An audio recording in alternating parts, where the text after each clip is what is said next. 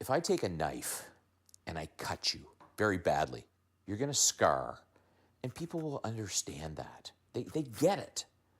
What happens if I take a mental knife and carve your brain up? All of a sudden, it's different. Yeah. And that is so hard to understand.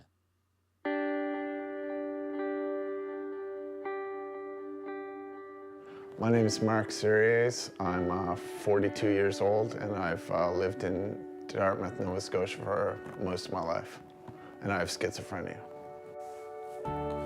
My name's Parker Jackson. I'm 22, and I have bipolar and obsessive compulsive disorder, but I'm still awesome. I'm Medrick Cousineau. I'm a retired Air Force officer. I'm 53 years old, and I've suffered from post-traumatic stress disorder since 1986. I'm Sarah Gogan. I'm 25 years old, originally from Lower Sackville, but currently living in Greenwood. I have major depression disorder, but it started when I was about 9 years old. It was a really rough ride at the start. I didn't really understand the illness, and I didn't really accept it. And for 3 or 4 years, I went off my medication a fair amount of times, involuntarily hospitalized about 3 times. But the last time I was, I said, oh, well, I'm not gonna do this again. There's no way I'm going off my medication again. It seems so easy to just be like, all right, I'm done. I've had my moments where I've just kind of been like, I don't want to be here anymore. I don't want to think about these things anymore. I found the people who cared about me, and I guess they just really never stopped caring. And finding those people, it wasn't easy, but I just never gave up searching for positivity because I didn't want to be sad anymore. The important point about the self-stigma, because society almost has a phobia about people, so it's not okay to be not okay, then that brings us to a place where we don't want to tell anybody, because if we do, then we're going to be judged. I mean, we're already struggling with, some pretty serious mental health issues, and the last thing you want is more judgment, when your day's not going so well. Even when you're having a really bad day, you'll say, well, I'm okay, I'm good, I'm fine. But why can't we just say I'm having a bad day and that be okay and not be pushed to necessarily divulge more information? Why can't we just not have a good day, Validation of it's not okay to be okay today. It changes every day, right? Your mood can change, your thoughts can change. The main thing, I always just try to be positive and not let any negative thoughts creep in, I used to think about suicide on a daily basis, several times a day. Now it's more of, oh my goodness, I haven't thought about doing that in 2 years, It's a totally different thought process. I think it's important to support the people around you, even if you don't know them. I heard this story one time about somebody who was feeling extremely suicidal, and they had told themselves that if one person smiled at them on their way to the bridge, that they wouldn't jump. And it's just kind of like, smile at people when you see them.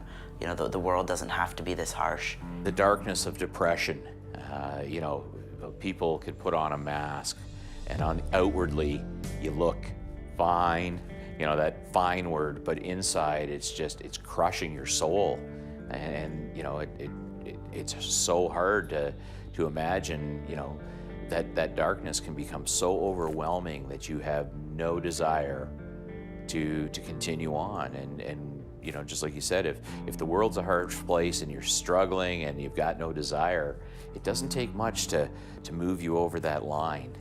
And sometimes that line, there's no coming back. And that's unacceptable. I think things are going pretty well for me. I mean, I work in a youth center, which is kind of like my dream job. I just graduated high school, which I'm really excited about, because I thought that was something I was never gonna do, and I did it. So I'm pretty excited about it. Yeah. Yeah, that's excellent. I'm feeling really good. I started doing volunteer work at Connections Dartmouth. I've missed 1 day of work in 5 years. I still feel paranoia occasionally. I can manage it a lot better, so. I feel really good now. I'm in a good place now, and I have been for quite a few years. I'm doing much better than I was 2 years ago. Who's this over here? That's Ty, and she's actually my service dog. I call her my emotional early warning system. She can actually tell me when I'm starting to have issues related to my PTSD before I even know that they're starting to happen, or in some cases they used to happen and I was even completely unaware.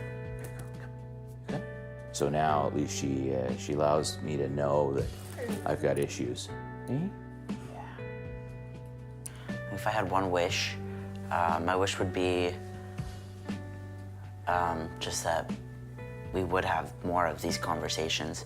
I wish that we would have these conversations in schools, in youth centers, in like the organizations that the community has. You know, we should all be having these conversations. I think if I had one wish, it would be that we were able to put the stigma down and live in a society that was not so judgmental, because oftentimes it is so easy to judge what you don't understand. Yeah, I wish there wasn't the prejudice towards mental illness. I wish people would be a lot more educated about it and more accepting of people who are different. I think about, wait times for help, and I wish that wasn't the case, because I know I was told it would be 18 months to see a government-appointed psychologist, whereas if I could afford it, I could see one tomorrow. So that's a big wish for me too. Maybe if people had more conversations, we wouldn't have to say goodbye to some of the people, that we care about. Conversations can save people's lives.